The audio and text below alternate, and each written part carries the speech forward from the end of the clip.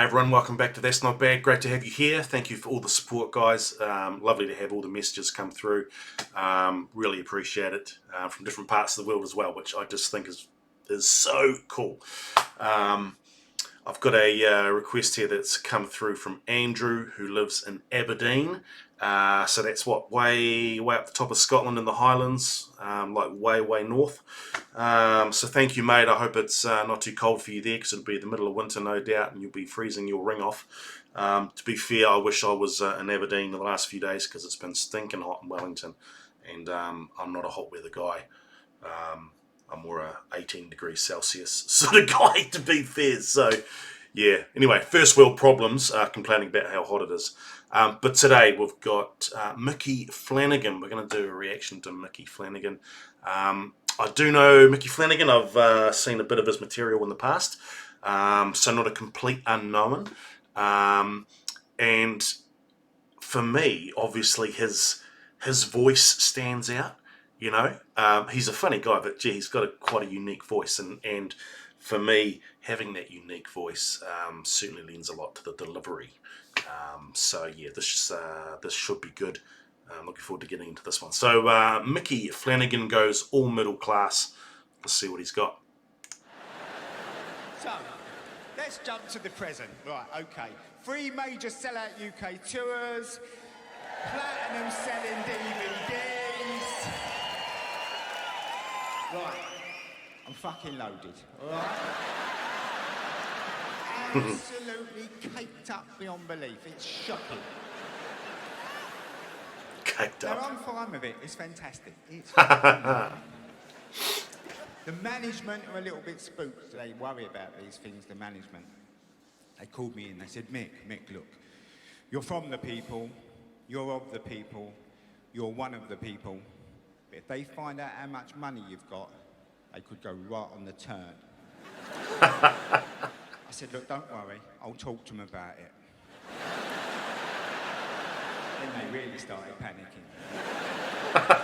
This is what I've come up with, people. For the next couple of hours, you've got to imagine I am still like you.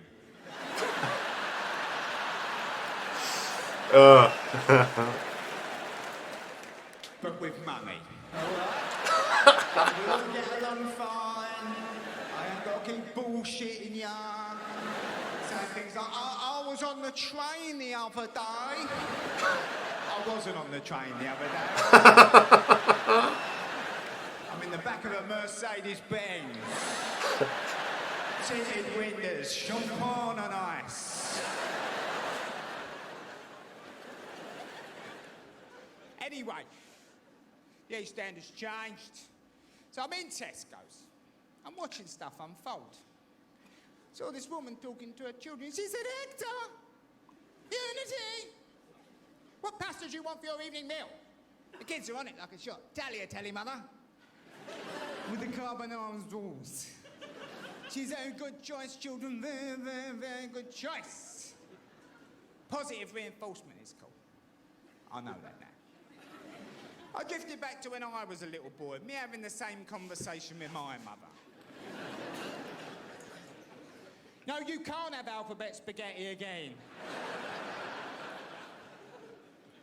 I wouldn't mind, you can't even spell, you thick little fucker.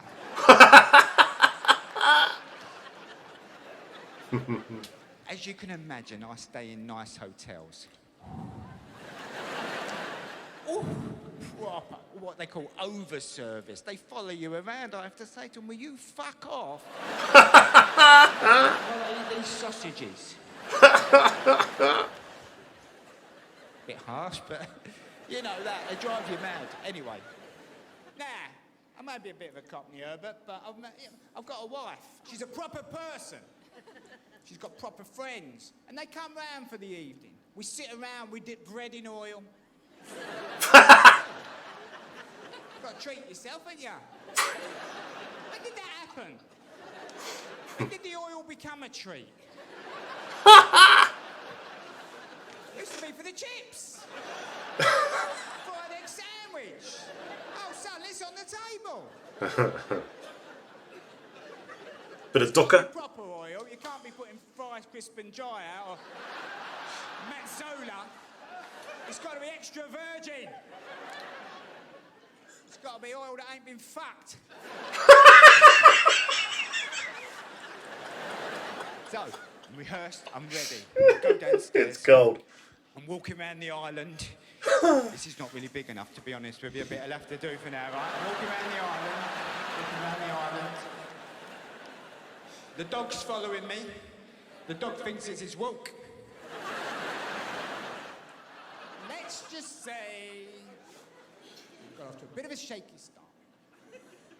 Let's have another bruschetta. That's a disappointment, I know, isn't it? The bruschetta. I ordered one the other day. It's a bruschetta, mate. Oh, my friend, it's a bruschetta. I said, it's £8.50 for tomato on toast. Now, fucking go and get it. Now, you younger men have probably got girlfriends who'll stay up quite late, 11 o'clock, things like that, you know, like 3 episodes. Things like You're that. going to get married and have children. She's going to go back to work. You're going to get a lot of this. About 8:30, you get, oh, I've got to go to bed, babe. I'm absolutely shattered. You must never say at that point, why is that then? Oh, I need to get my wife to watch this because I'm going to get in so much shit. Obviously, I'm in my 40s. Wife has just turned 40. Sorry, hun. And we have a daughter. And obviously, you know, when you get to your 40s with a child, life changes. You do go to bed earlier. And sometimes you just look for a reason to go to bed. I mean, I'm tired. I'm tired all the time. You know, I wake up some days and I'm already looking forward to going back to sleep that evening, you know. But that's just life. You know, life is busy. You got work, play. But just this point here around, you know, you get to 8:30, 9 as you get older. Yeah, fuck, bed looks appealing, man. I'll tell you what. I have noticed, not being a young man anymore, the prospect of just staying up for the hell of it. Nah. I want my sleep. I want my 6-7 hours sleep. If I get 8, shit, I've won lotto. So without even knowing what Mickey Flanagan's going to say next, I can relate 100%. Because I'm an old bugger. I must be. So tired, babe. You have to go, I can imagine, babe. Oh, the day you've had, eh? You had to let the gardeners in, didn't you? Put that Ocado delivery away. Show the cleaner where she's going right. Now, I know then, when I mentioned having a cleaner, I lost a lot of you. Because you're like, oh, see, claim you're one of us, but you got a cleaner, have you? Now, I found it hard getting a cleaner. I've had sisters who were cleaners. It's hard, isn't it? And I thought I didn't want to become part of the petty bourgeoisie. But then the house got a bit too big, to be honest with you. We couldn't cope. I mean, she was struggling with the West Wing, you know. West Wing of the estate. I said, all right, we'll get a cleaner. Okay. So we went and got a cleaner. She's a lovely lady. I have to tell you at this point, she's from abroad, all right? She's from abroad. We're not quite sure where. We don't try. She likes to come on a Friday, right? My wife makes herself scarce on a Friday, leaving me to deal with the cleaner, right?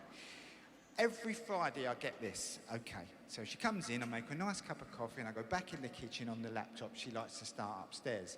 Then I get this all of a sudden. She's by the kitchen door. America! Mecca! You know where cafe por el shelava?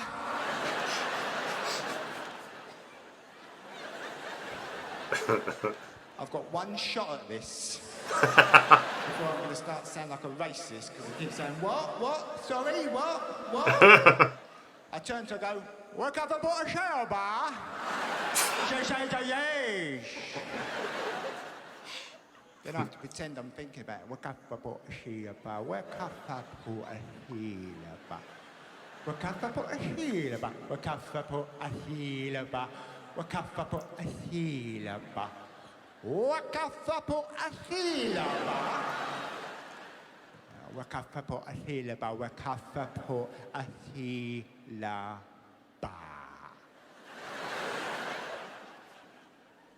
Where the cafe put the select bag. Yes! Yay! Weka football Ashilaba!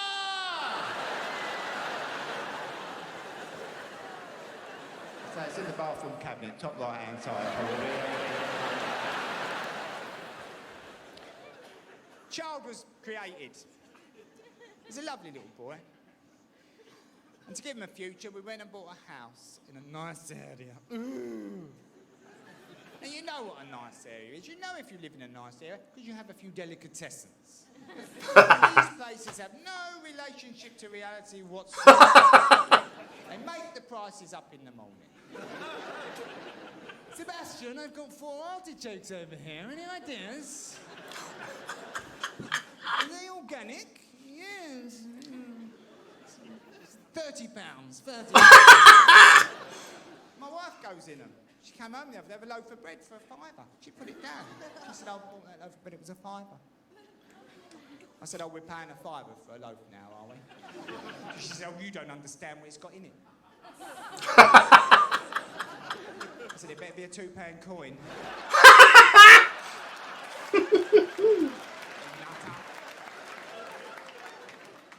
I tell you what, bloody delicatessens, and this is not meant to be me sounding like a snob or anything, but obviously COVID-19 lockdown, and I guess for context, for those of you who aren't in New Zealand had a pretty rigorous lockdown, and after things started to come right, one of the outcomes was shop local, go local, and there's a butcher / delicatessen down the road from where I live that I had never gone into, because I always thought, shit, it's expensive, and I'm not going to want ribeye every day. But actually, I've started going in there, and the produce is good. Shit, it's good. It's not quite £5 for a loaf of bread, or roughly $10 local, but I'm going in there all the time, and the produce is good. The service is good. And I'm thinking, shit, I would rather go there and support someone local and have a bit of a banter, strike up a relationship with the owner, the shopkeeper, than go to the local supermarket, which is just rat shit anyway. And I thought that was just me doing the right thing. But actually, I found lots of people are doing it in the area where I live. It's all this, it's like a change of mindset. Support local. Go to your local deli, local butcher. And I think that's great. And if the produce is good, that's a bonus. But you get to meet some of these characters; they're great. The personality of some of these people. Whereas you go to the local supermarket, they're all, whether it's the guy on the checkout or the girl behind the counter, they're all minimum wage. Don't want to be here. If he's a guy, he'd be rather be at home jerking off or watching TikTok or doing anything other than actually earning a wage. It's like, man, I don't want to go there and spend my money. I want to go to someone who's doing well, they've got a local business, I'm going to support local. Right, rant over. We'll keep going with Mickey. To go to a restaurant. She loves the restaurant. She's very middle class. She loves the restaurant. She says, can we go to a restaurant? And I said, of course we can. We go to the restaurant. She says, isn't it a lovely ambience?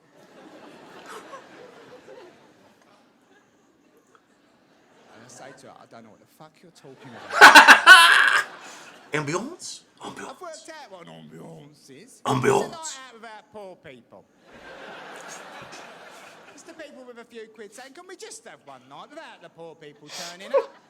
You know what they're like, they'll be banging a couple of spoons together, singing My Man's a Dustman. Oh, in an atmosphere.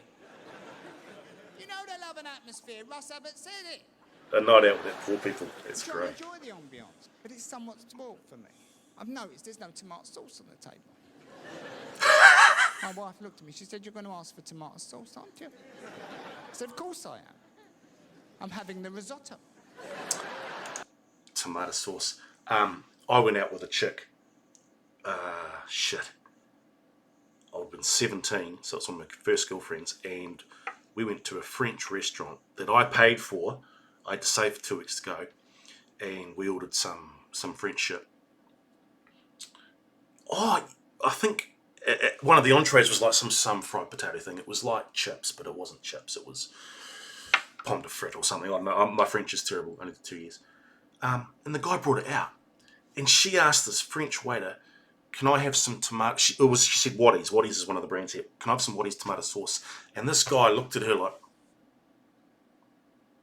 like she just strangled a cat. "Oh, oui, oui." And he scurried back to the kitchen, and you could hear this bloody commotion in French. I got no idea what they were saying. They were probably saying, "Who is the silly little bitch that's ordered ketchup or tomato sauce in our restaurant?"